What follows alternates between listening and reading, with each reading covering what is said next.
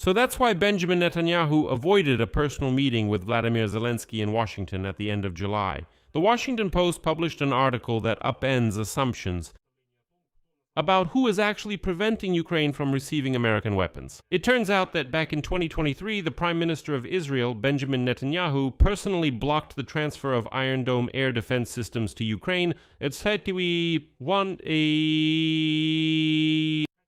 even though these batteries were fully paid for by the American government.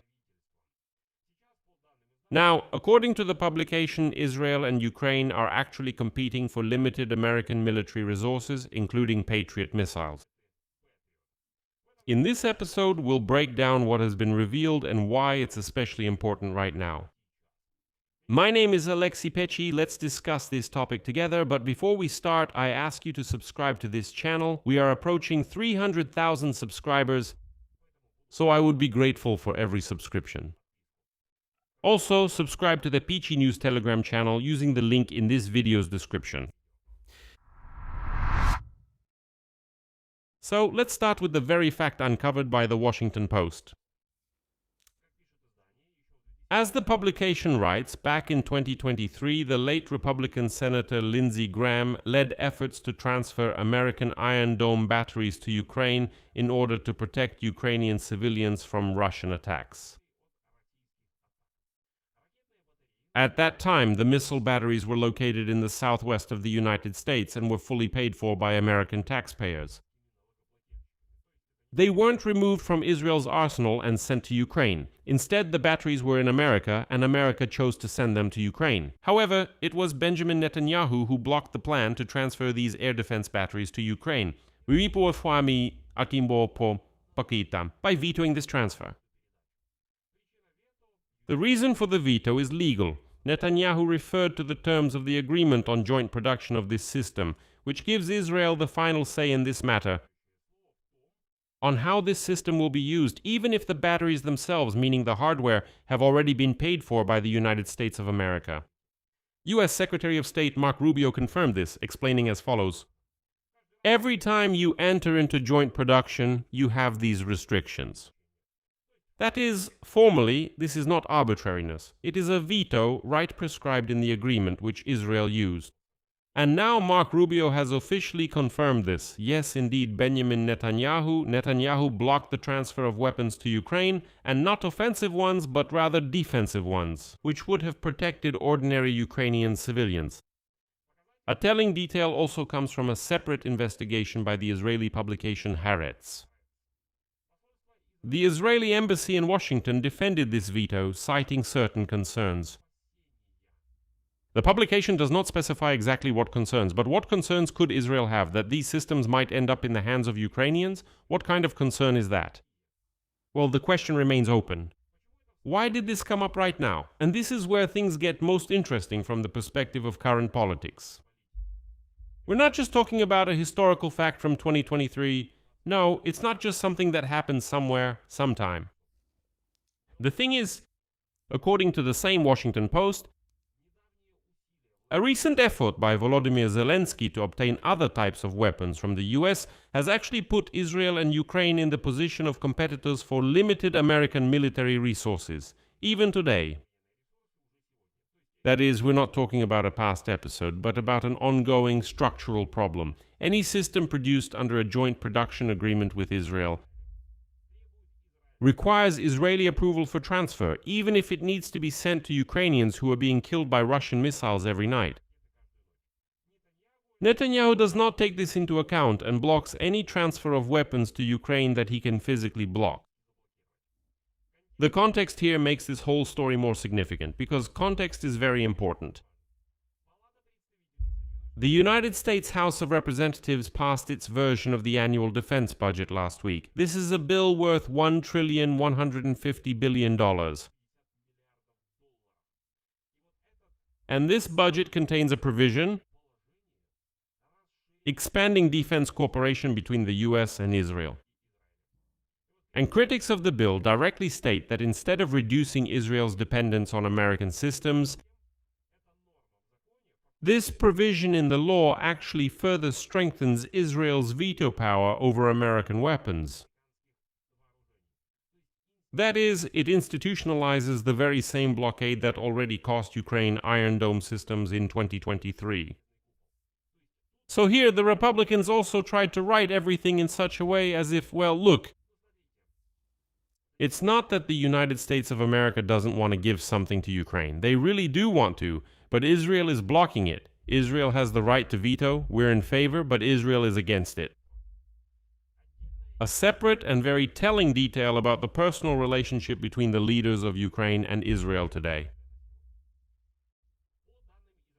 According to the Israeli publication Haaretz, last week Benjamin Netanyahu's office declined an offer to meet with Volodymyr Zelensky in Washington. Moreover, according to a Ukrainian source, it was actually Netanyahu's office that initially proposed the meeting, but when Zelensky's office agreed to it, there was no further response.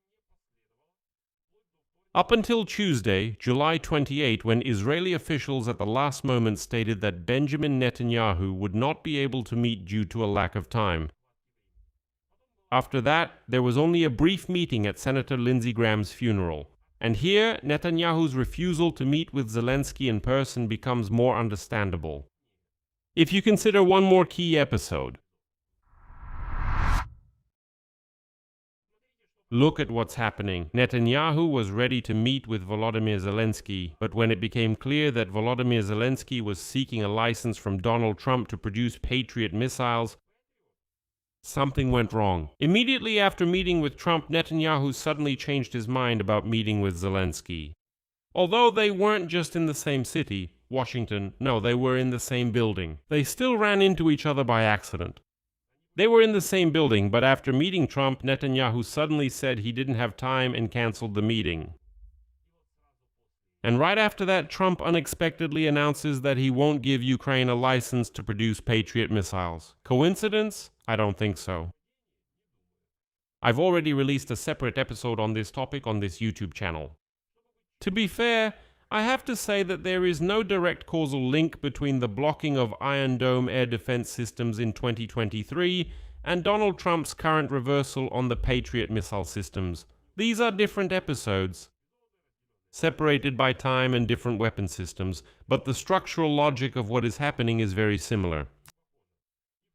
In both cases, the decisive factor is not Ukraine's needs on the battlefield, but rather Washington's broader geopolitical calculations, taking into account Israel's position. And in both cases, Netanyahu could influence the White House's decision directly. What does this mean for each side? For Ukraine, it confirms that even formerly allied countries not involved in the conflict against it, like Israel, can directly influence the availability of critically important air defense systems through legal mechanisms of joint production, which Kyiv does not control and cannot influence. For Israel, retaining the right of veto allows it to fully control how exactly its technologies are used,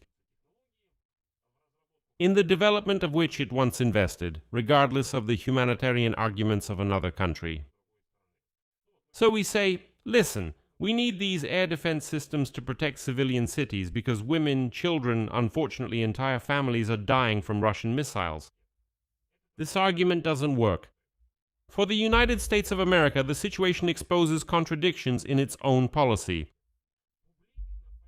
While publicly supporting Ukraine, Washington is simultaneously bound by state commitments to Israel, which in practice limit this support. And the new U.S. defense bill risks cementing this problem at the institutional level rather than solving it. That is, it would seem you could just slightly change the mechanisms. Look, the Iron Dome air defense systems are already in America as of 2023. They're just sitting somewhere. The Americans say, just buy them out, give them to Ukraine, and that's it. So, to simplify this mechanism so that Israel doesn't have to block all of this, instead, they're actually strengthening Israel's ability to do so. What's next? Well, the first scenario is that the competition for limited American military resources between Israel and Ukraine will continue without a public resolution, since both sides formally remain US allies. And it's absolutely not in Washington's interest to openly choose one side at the expense of the other. That won't happen. The second scenario is if criticism of the defense bill gains momentum in Congress, then the provision on expanding Israel's veto power may be adjusted before the final adoption of the document. The third scenario, considering that the personal relationship between Zelensky and Netanyahu, well, judging by the cancelled meeting, remains tense. The situation is unlikely to improve through direct dialogue between the two leaders in the near future. Rather, a solution, if there is one, will come through pressure from the Trump administration itself. In summary, the Washington Post revealed that as early as 2023, Netanyahu personally blocked the transfer of Iron Dome systems to Ukraine that had already been paid for by the Americans, citing the terms of joint production. And Secretary of State Mark Rubio confirmed this as a systemic practice, not just a one-time exception. He says, yes, the Israelis do this, and they do it not just once, but systematically. Today, Ukraine and Israel continue to compete for limited American military resources. Well, the new defense budget in Congress risks institutionalizing Israel's right to veto. Against this backdrop, the meeting with Zelensky in Washington proposed by Netanyahu's own office never took place, and now we understand why. And as you can imagine, the reason isn't Netanyahu's super busy schedule. I'll leave it at that. Share your opinions and conclusions in the comments below this episode. Subscribe to the channel, hit the bell, and don't forget to like. That's all for now. Take care of yourselves. Goodbye, everyone.